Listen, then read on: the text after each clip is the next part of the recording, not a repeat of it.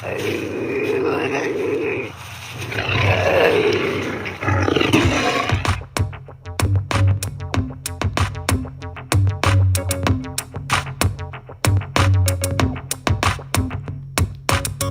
blast off in my time machine. Third eye feeling like an Visine. Blast off, blast off, blast off, blast off. Come blast off in my time machine. Third eye feeling like an Visine. Blast off, blast off, blast off, blast off. Blast off on another episode of Hero Paranormal Podcast, broadcasting from the base at La Madre Mountain just south of Area 51. My name is Ryan, the original outlaw of the airwaves, bringing you an epic episode today. On today's episode, we delve into the darkness of loss, grief, and the human condition.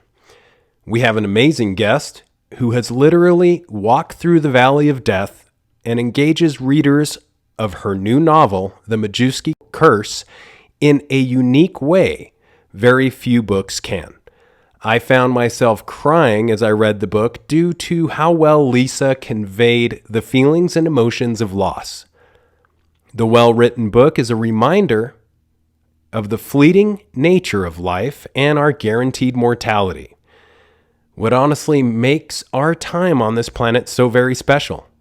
The book is a reminder that love conquers all and outlines techniques of recovery from loss that are sure to help anyone who reads it, regardless of your circumstance. I have had the honor of meeting Lisa and personally can attest to her genuine good nature and jovial spirit. She is an empathetic person with an amazing tale, culminating in her spiritual recovery through various practices including essential oils, yoga, meditation, and quantum physics. The veil of death is ripped from our reality in her book as she explains the dark tragedies that destroyed a family. Lisa underwent some of the most horrific losses anyone could endure between the years of 2012 and 2017. An unbelievable tale which is almost unfathomable. In her book, The Majewski Curse, she attacks the very powerful truth of how the body can suffer from complicated grief. And she explains an eerie curse-like series of events and how she not only survived, but rose from the ashes like a phoenix, despite a seemingly unrecoverable series of events. Lisa, welcome to the Hero Paranormal Podcast. Thank you so much, Ryan. I'm so happy to be here. Yeah. Firstly, I wanted to congratulate you on your new book that is not only so well written, but a fairly unique work as it truly touches the reader in a way I think very few books do. Thank you so much. It was an arduous journey at first. What started out as notes from my psychologist just slowly evolved into a story. It was very interesting, the process. It's wild. And, you know, what motivated you to write the book, and how did you convince yourself that this was not only a tale that the world had to hear, but also an opportunity to help people along the way through your writing? Oh, my goodness. Well, the book started off, like I said, journal writing for my psychologist. Part of CBT is to get your thoughts out on paper and to try to rid your mind and spirit of the terrible emotions that are attached to those thoughts. So you write and you try to reframe the thoughts in your mind. But at the same time, I realized as I was writing, well, more so as I got closer to the end, that there was some amazing research that I had learned over the years. Not so much research as therapy. Like I've tried hypnosis, CBT, MDR, talk therapy. I've had different types of massage. And I thought, oh my goodness, how many people are exposed to all these different types of therapy? And they probably wouldn't even know where to begin. So at the end, I thought, well, this is such a sad story, and there's so many emotions. So many people have told me that the story made them cry. And I thought, well, I don't want to leave it on that note. I want to leave it on the end, a note of healing, and to show them that you can go through terrible things, but if you can somehow find the strength to turn your mind in that direction, that there can be an ending that can be positive, if that sounds right. Yeah, absolutely. And your writing style is great. The way the book was written, you really poured your emotions into the book. And gosh, do you mind if I read a small portion just to give listeners a taste of the writing style and depth of the work? Absolutely. Absolutely, yes, please. Okay. It says, movies and literature always suggest that when someone passes away, the house they died in becomes haunted. In my heart, I wanted so much for that to be true. The idea is not scary if the ghost belongs to someone you love. I would spend hours just thinking about Devin, anxiously looking for any clues of his presence. One late night, while standing in the kitchen by the window that faced the backyard, I felt a cold gust of wind come from behind me. In that instant, I knew something felt different. The breeze came out of nowhere. There were no vents nearby, but the cold air kept coming. Breathing down my neck at the same time, I felt warm and comforted. Hot tears flowing like lava down my face and in my heart. I hoped it was Devin or Brandon or perhaps both. I had never felt anything like it before and never felt it again since, but that little sign was what I needed. It was at this point I began to reflect on Deepak Chopra's Life After Death when I first read it. I found it interesting on many levels, but the theories never resonated with me until now. Chopra says there is an abundant evidence of the world beyond, and that death brings us through a door to another level of consciousness.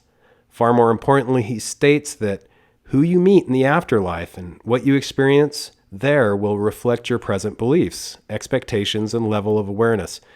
Many well-meaning family members and friends gave us numerous books, but this one, given to me by our next-door neighbor, stood out to me.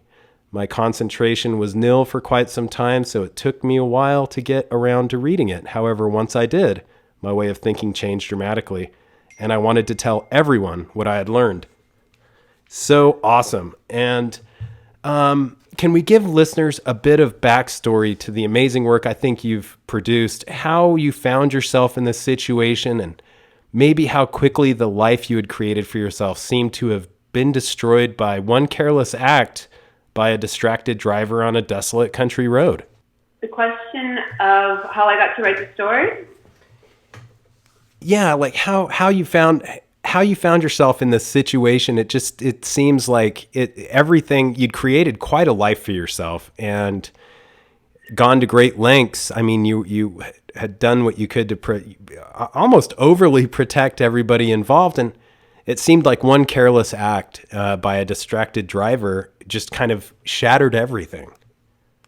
Oh my goodness, that is so much the truth. Our life was, I don't want to say idyllic, but it was pretty close. Like, we were the version of the Brady Bunch. You know, when I met him, Christopher and Angelina were both very small. Angelina was almost 2. Christopher was just over 3. His children were 8 and 13. And when we got together, I automatically assumed the role of, mom, stepmom, and Derek worked as an engineer. And life was idyllic. You know, I ran the kids back and forth to cheerleading and soccer practices and taekwondo, wherever they needed to go. And life just marched on. It was beautiful and seamless, peaceful. We lived by the lake. You know, we spent the weekends boating, sailing, fishing. And then one day, we decided we were going to move to Innisfil. We were in Hamilton. It was a fairly busy place in Hamilton. I had to worry more about the kids because there was over 500,000 people lived there. And we were always traveling back and forth to our cottage. So we thought, hey, we'll sell the cottage and we'll move up to this place called Innisfil. Only 25,000 people live there. Nice little quiet country town by the lake, and a great place to have kids. You know, they can have their Sea-Doos and their boats, and they can snowmobile in the winter and live in the country, and it'll just be perfect. And I don't think we lived there. We moved there in January of 2012. We weren't there for a year. It was almost Halloween, and everybody was getting ready for Halloween. The kids were at that weekend. They had went to a dance at the local school nearby. They had a little dance there that they were going to where they got all dressed up, and so I ran them over to there.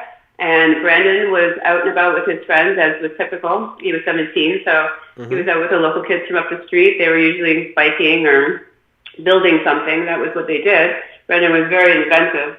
He had actually built for that year. He had made a Tesla coil. As crazy as that sounds, he had saved his money for almost 6 months, I think. It cost him over $1,000 to buy all the copper wire. He bought all the copper wire off online and the ball that went with it, and we had electricity in the garage. We actually had electricity.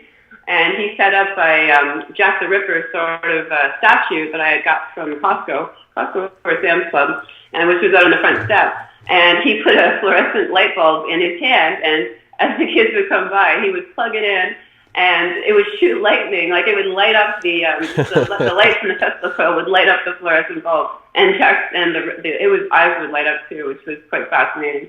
And the kids didn't know where the light came from, and they would scream, and that was a lot of fun. So, anyways, going back to the story, later on that night,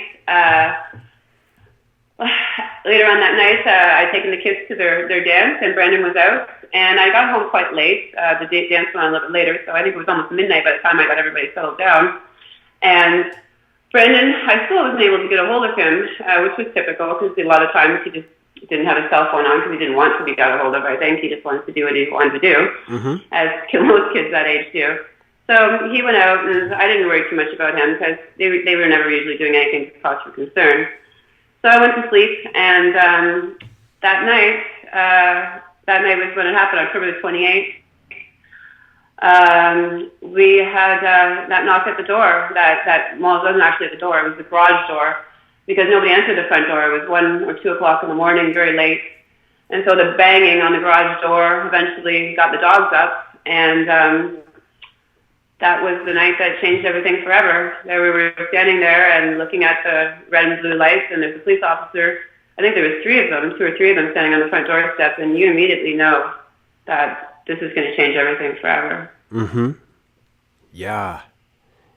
And it is like such a series of twists and turns that are truly unexpected. Even though you and I have sat down and you've told the story to me personally, reading the book, it is still so very hard to believe many of the events that took place. And, you know, moving to a seemingly safer location, as you said, for the benefit of the family, away from crime, population, and other scary things.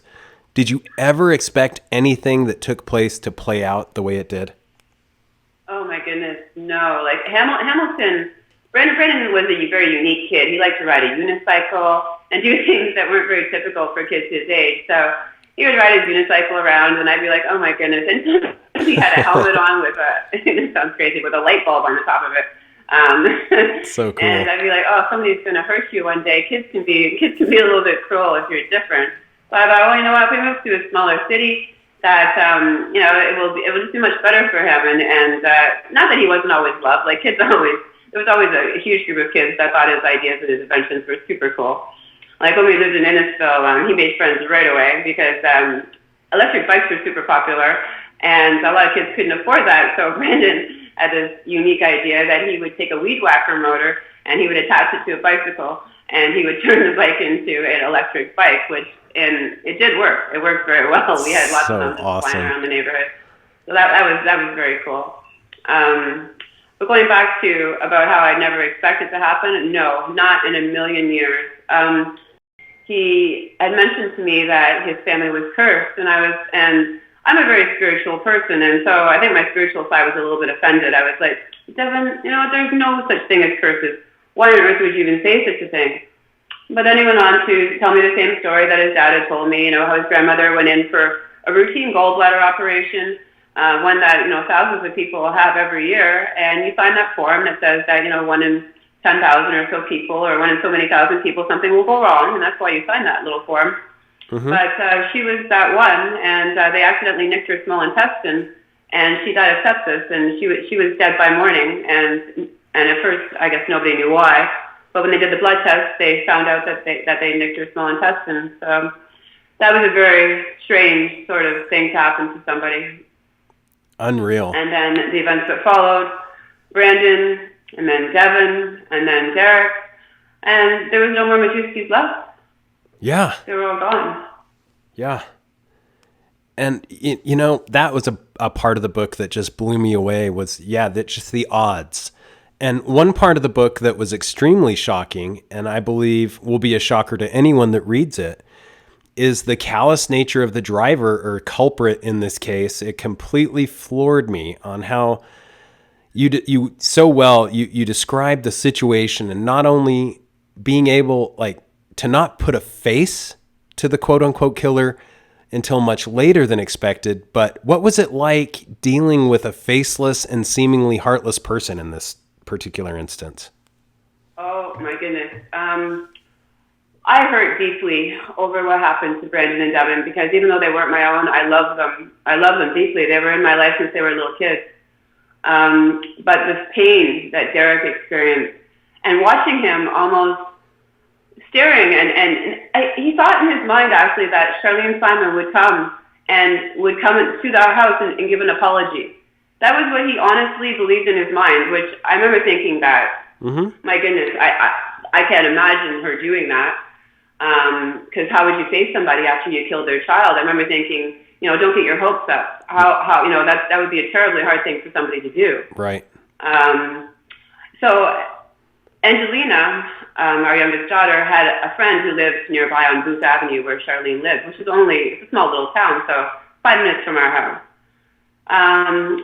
There was more than once that I admit that I dropped her off at this girl's house because I knew where Charlene lived. And she didn't move for a good 6 months until after it happened. I would sit outside her house, and a couple of times Angelina would come and knock on the window and be like, "Mom, why are you sitting here?" I'd be like, "I just want to see her face.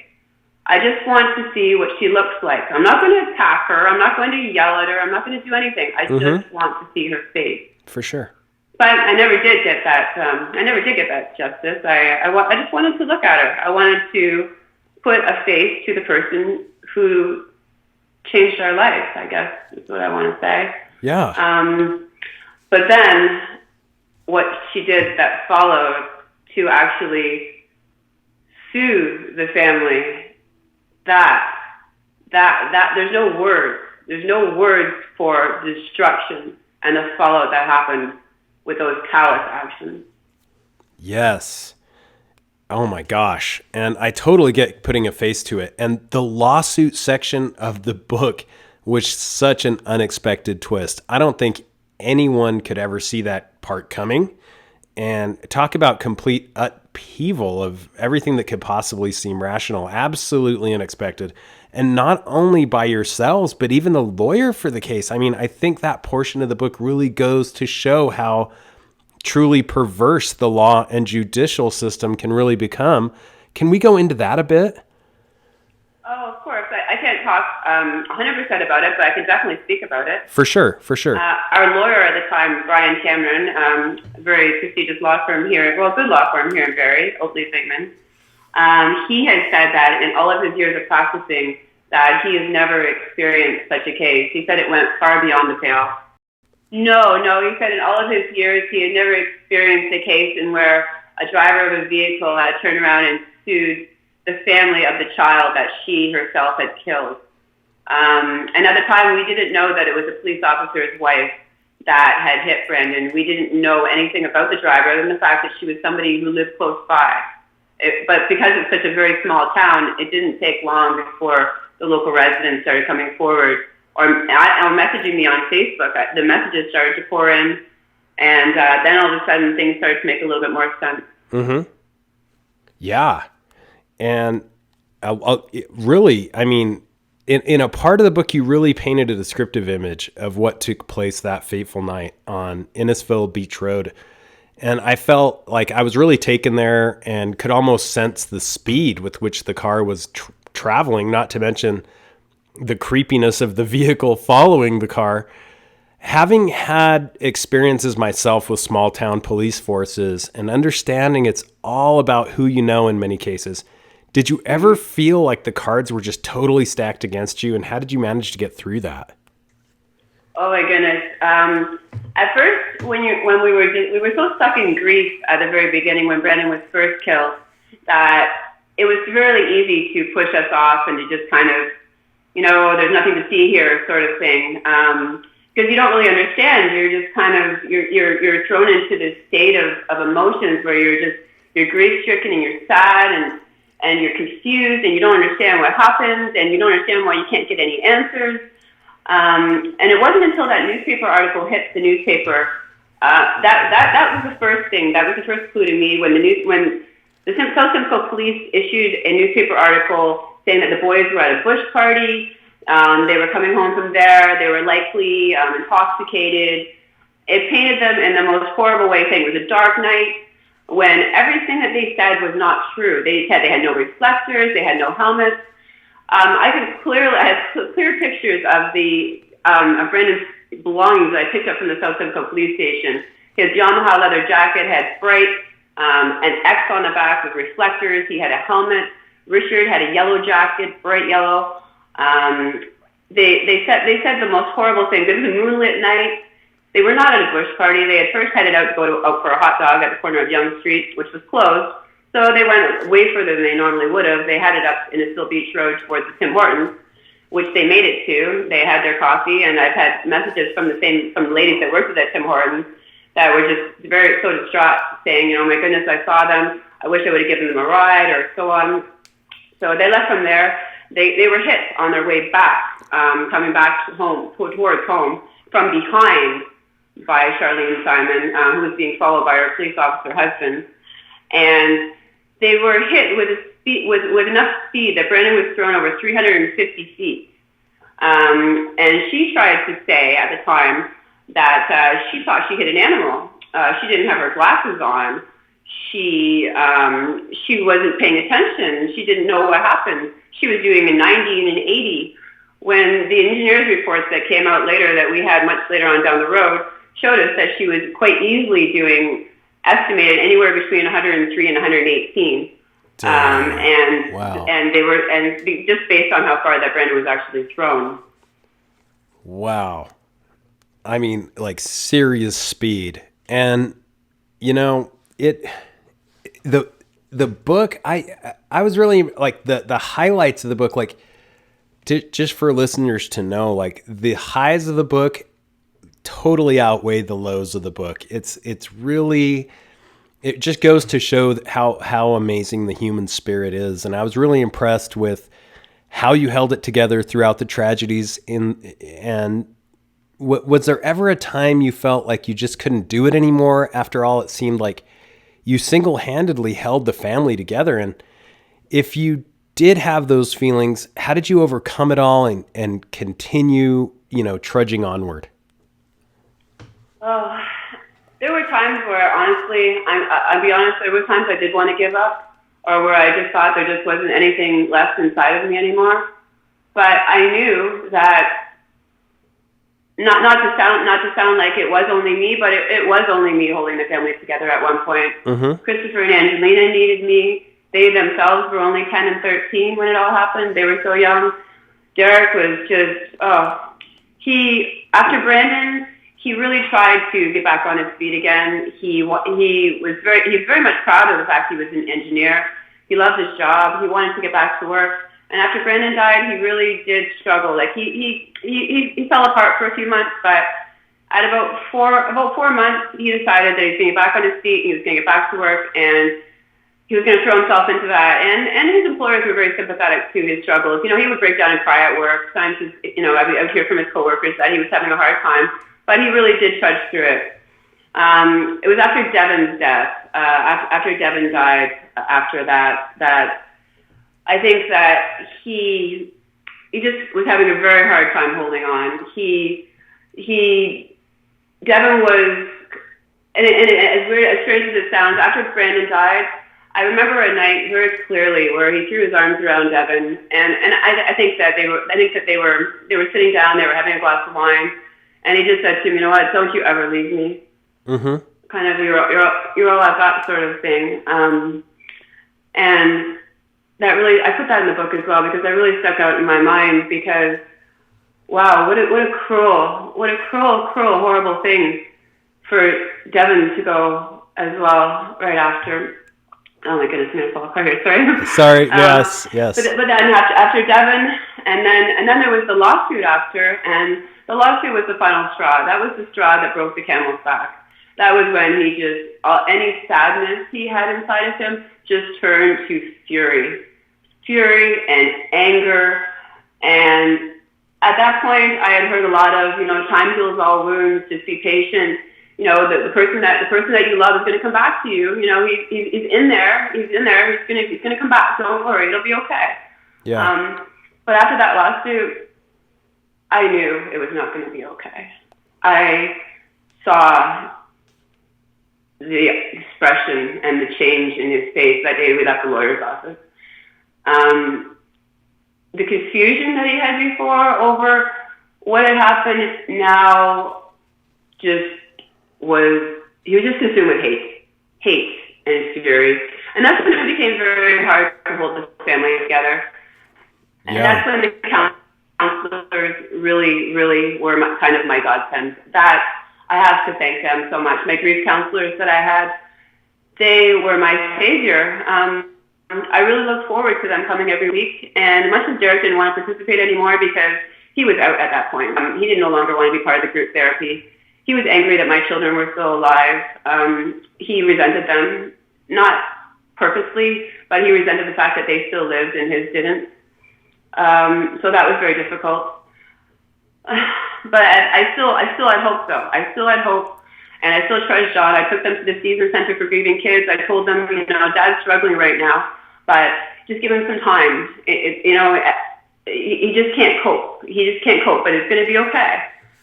And I inwardly hoped that it would be. I had my doubts by now, but I had read a lot. I had done a lot of reading. I spent a lot of time meditating. I spent a lot of time kind of working on me at that point because I knew that if I fell apart, that everything would.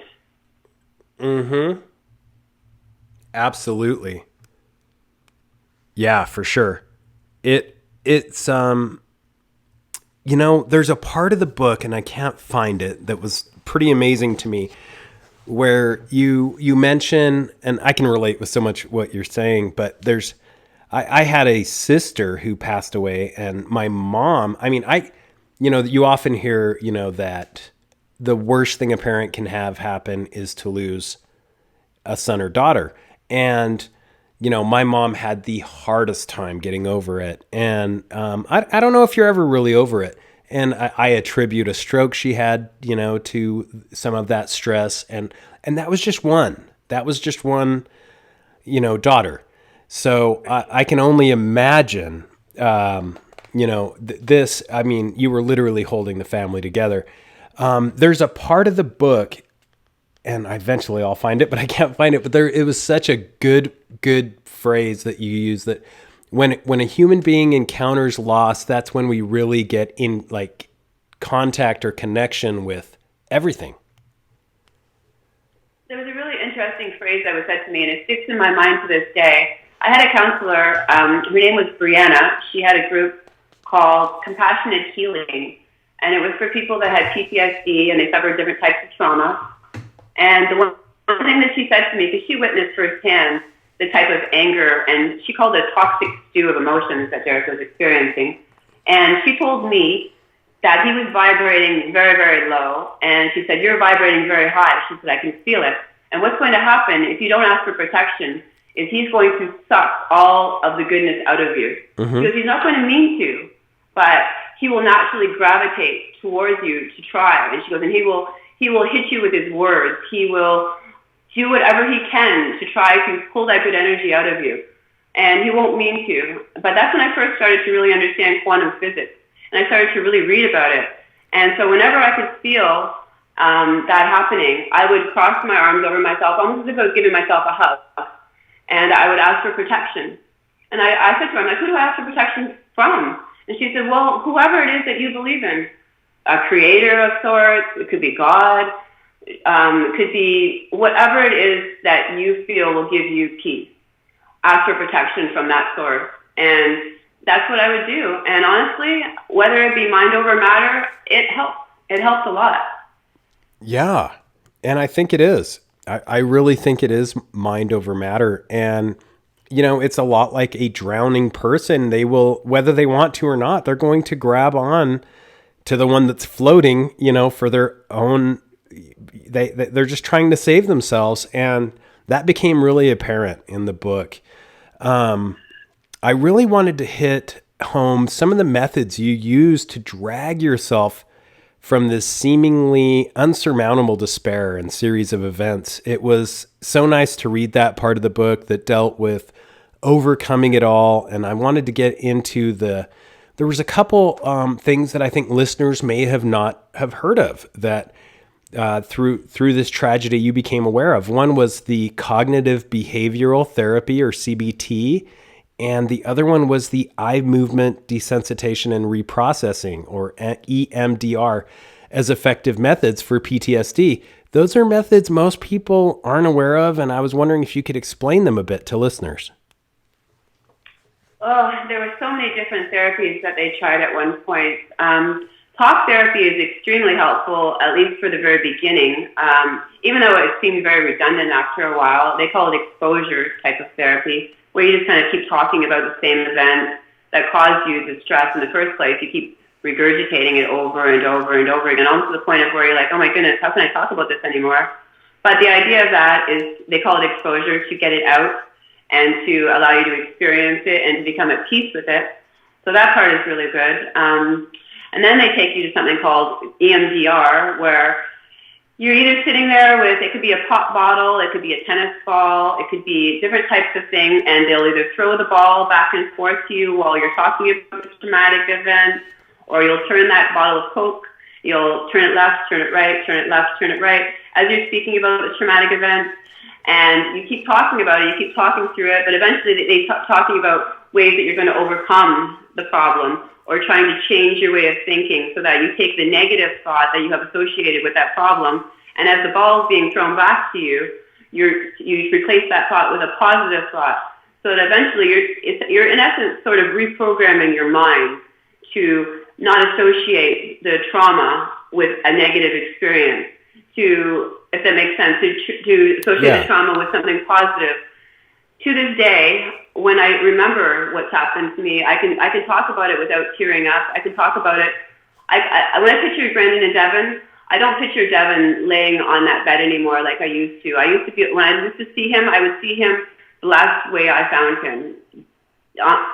Dead, his face all contorted. I would only see that vision of him for the longest period of time. Now when I picture Devin, I picture his smiling face, and I picture the best friend that I had in him. That's what I see. And I thank that to the EMDR and the CBT that I received. Especially the EMDR, though. That's awesome. Yeah. Very neat. It's cool that you explained that. I found that, the mind is such a powerful thing, and it goes both ways. The diagnosis part of the book was like such a seemingly the universe is so heartless, you can tell a lot from that part of the book, and how the mind can bring about physical disruptions and issues. And could we get into the diagnosis a bit? Just kind of seeing, not only, did you see the life and everything leave from Derek, but then you also kind of how the part about him when he realized what was taking place, how he just kind of bounced back, and how it kind of reinvigorated that life spark. His diagnosis was absolutely unpredictable, unforeseen. My goodness, the easiest way to explain it, Derek's best friend from grade school was his physician. They were friends for over 40 years. And when he was when Brandon died, he became his counselor and as well as his physician. That man lived in his doctor's office. He was there every 2 weeks for counseling. He was every month getting blood work. If anybody should have got sick, it should never have been him. His blood work, as strange as this may sound, he never had elevated T cells. And he also, they found out that he had prostate cancer was the origin. He was in that 1 percentile of a non-secretor. Mm-hmm. So he never secreted excessive PSA despite being tested. So I cannot figure, for the life of me, I've played this out in my mind. that he was not only a non-secretor of PSA, he never showed any elevated T cells despite regular blood work, and he had all of this what seemed like inflammation or swelling. If you looked at him, he was also a man who, he always took care of himself before the boys died. And since the death, he started drinking excessively, eating excessively, doing everything sort of erratically. For sure. So he had rapidly gained 50 pounds, 40 to 50 pounds. So he had a lot of excess weight he was carrying, but he also had this what looked like swelling in his shoulders and upper back. And the doctors would say that, it's stress. This is tension.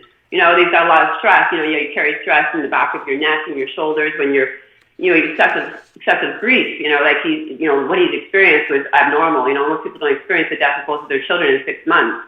So they said, this is a very extreme case, and he sent him for massages and physiotherapy, and they would try to work on this. And so he went for months, massages and no relief, still in a lot of pain. And so the doctor was like, okay, well, we're going to send you for an X-ray then. We got to see what's going on. And my God, the bone scan and X-ray, when it came back, was black. His entire cervical spine, shoulders, pelvis were all just black on the screen, full of cancer, full of metastatic cancer. So here's a man with no signs of cancer, despite regular blood work and doctor's visits, who was now just full of metastatic cancer. And his doctor's visit, because we were very rapidly sent to an oncologist upon that diagnosis, was you have 6 months to live. Wow. Yeah, that part is so brutal.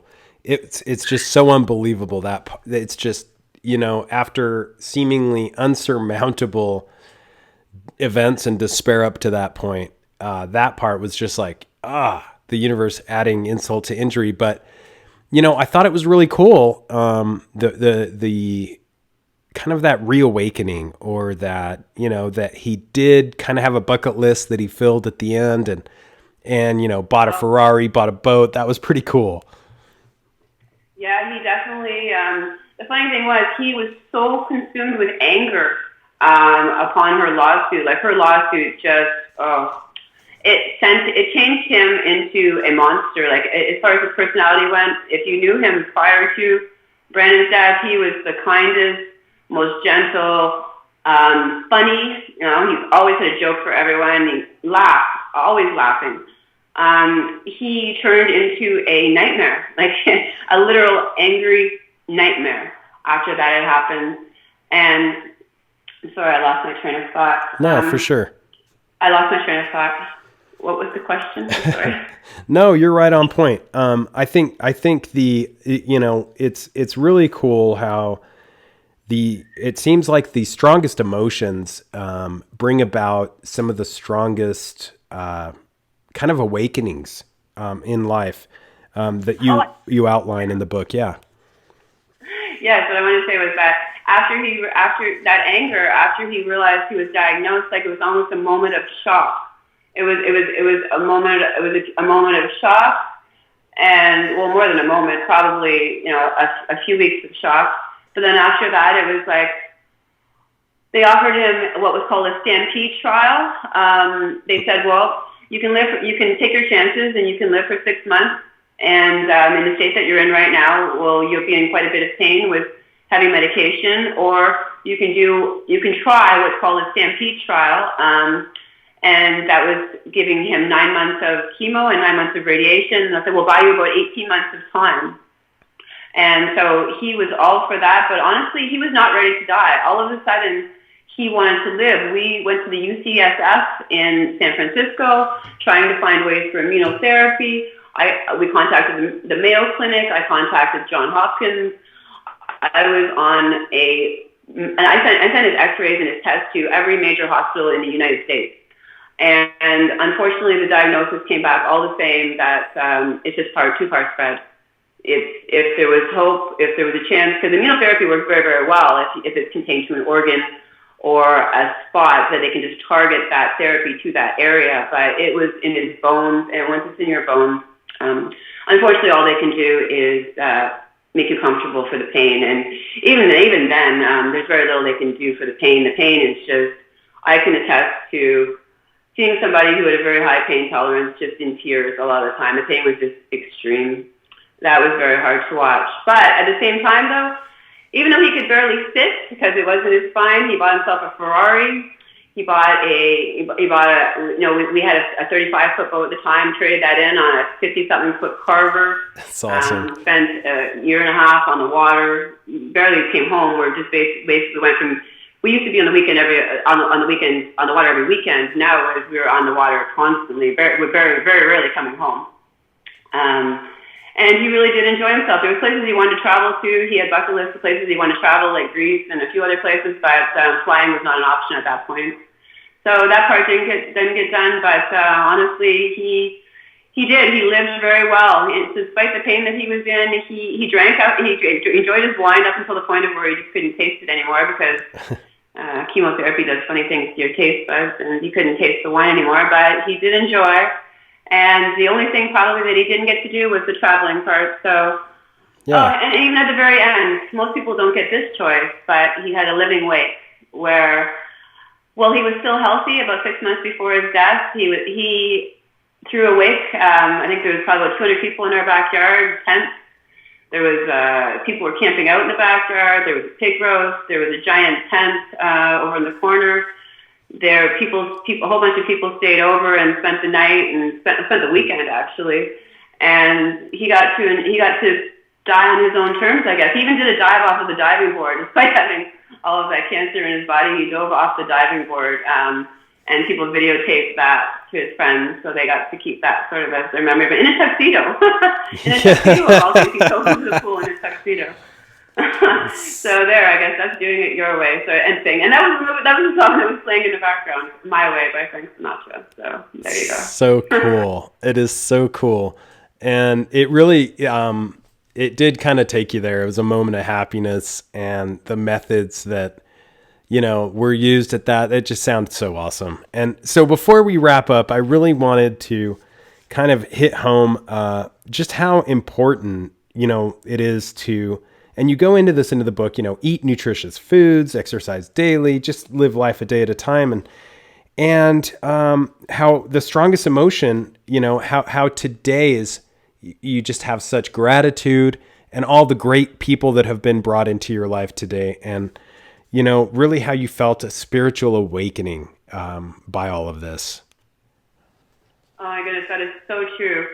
There was a time, Derek passed away in December, and I feel like I slept for almost a month straight. My beautiful sister-in-law came and stayed with me, and she looked after the house and kept an eye on the kids and fed everybody, made sure everything ran properly, and I just slept. I slept and I slept and I slept.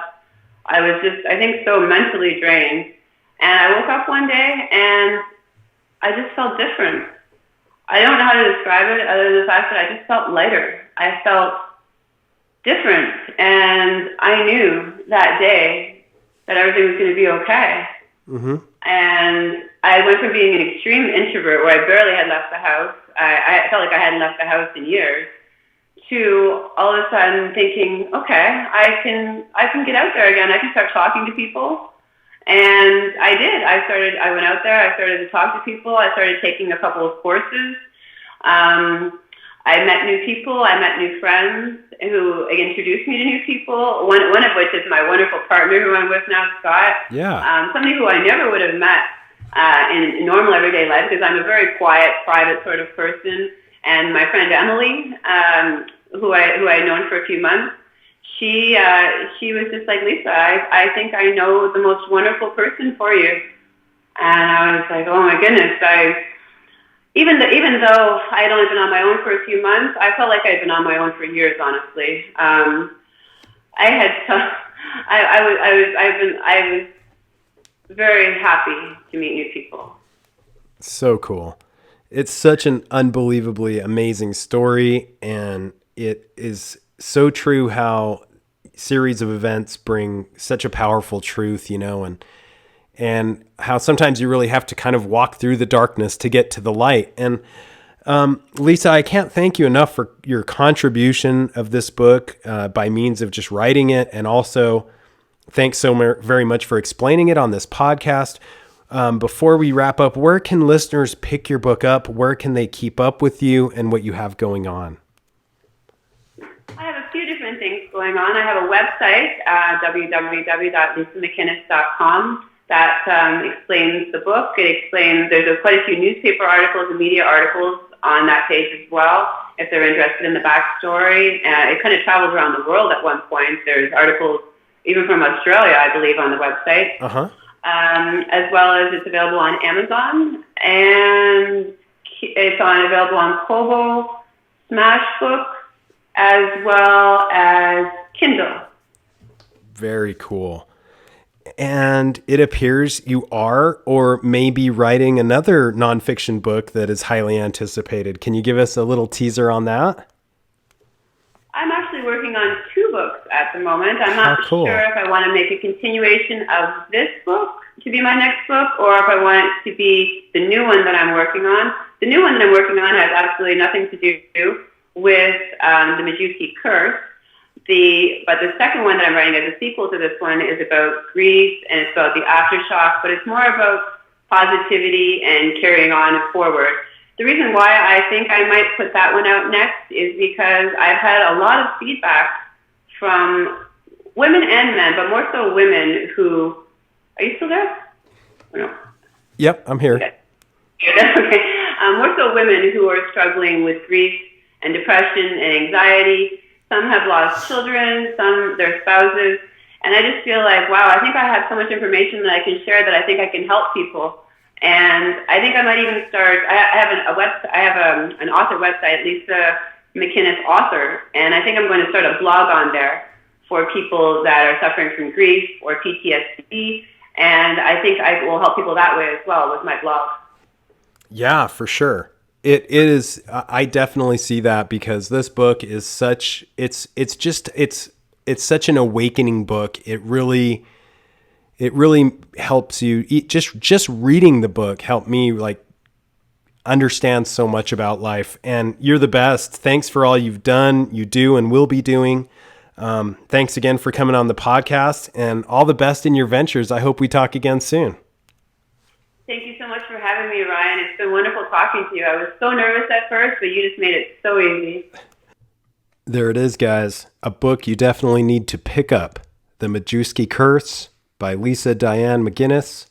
It is definitely a book that shows how quickly life can just disintegrate, and how to pick up the pieces and look on the bright side of everything, and how amazing you can make life.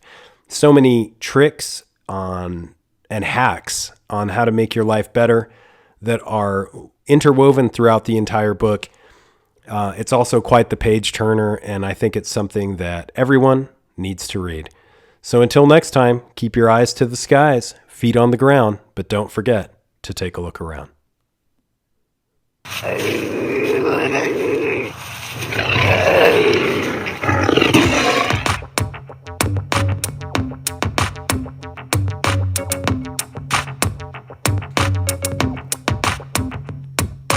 Come blast off in my time machine. Third eye feeling like it need Visine. Blast off, blast off, blast off, blast off. Come blast off in my time machine. Third eye feeling like it need Visine. Blast off, blast off.